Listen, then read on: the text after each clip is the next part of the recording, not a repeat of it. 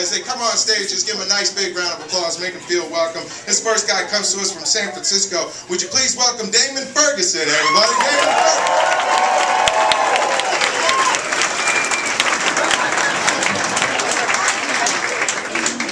Thanks, Chuck.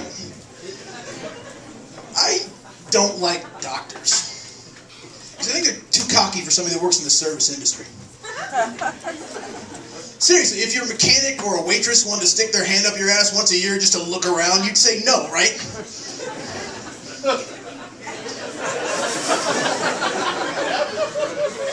But the guy in the white coat just assumes you're going to bend over, and I think that's bullshit.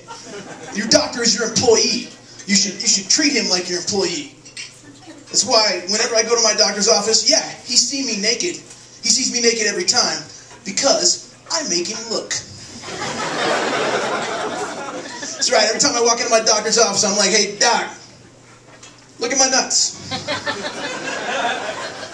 No, there's nothing wrong with them. I just want you to know who you work for. Now get in there and earn your copay. Look at this bag, doc. This ain't no Louis Vuitton. Look at that. 12 years of medical school and you get to look at my nuts. Yeah, I know you're a cardiologist. Look at my nuts. My dentist won't even return my calls, you guys.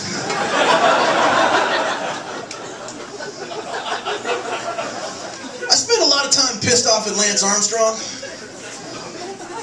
because he gets credit for something he didn't do. Lance Armstrong gets credit for beating cancer. Lance Armstrong did not beat cancer. Cancer took one of his testicles. That's a draw.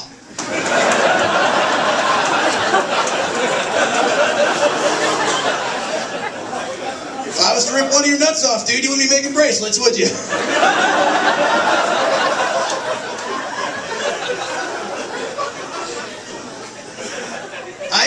I'm a daddy. I've got a little 2-year-old girl at home. Yeah! My sperm works. Yeah, I've got a little 2-year-old girl at home, and I've got another little girl due in March, so I'm all kinds of daddy. And it's what's amazing to me about being a father is how much you love your kids. Because it's illogical how much you love your kids. I mean, it just doesn't make sense. Anybody else that treated you like that, you would kick them out. You really would. Imagine somebody you don't know shows up at your house, naked, covered in blood and mucus, and just screams until you feed him. Just hoots like a chimp in Xanax withdrawal, just and then shits themselves. Screams until you clean that up. You wouldn't keep that person around. You wouldn't be like, hey, the wife and I think you're swell. Why don't you hang out for another 18 years? No, you wouldn't do that. Your reaction would be more like, look what you did to my wife's vagina. I'm calling the cops.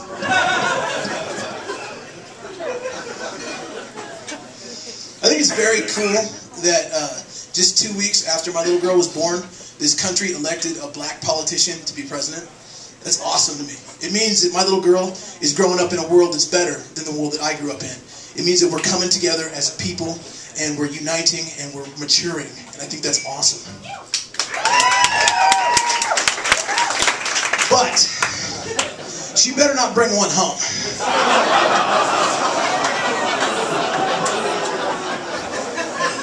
No daughter of mine is going to be seen with a politician.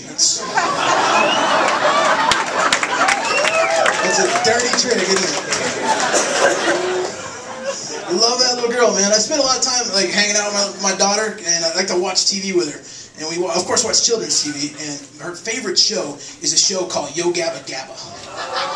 It's a great show, isn't it? I love that show, because they have little songs that teach the kids lessons, and the kids pay attention because the songs are so cool. You know, one of my favorite songs goes like this. Don't bite your friends. Don't bite your friends. Sing along if you know. Don't bite your friends. That's right. It's a great message for 2-year-olds. Because it leaves open the possibility of biting enemies. Love that kid. I always thought they should have children's TV for kids from like messed up families. Just to give them coping skills, you know, stuff like, teach them stuff like when to call the ambulance and when to just let them sleep it off.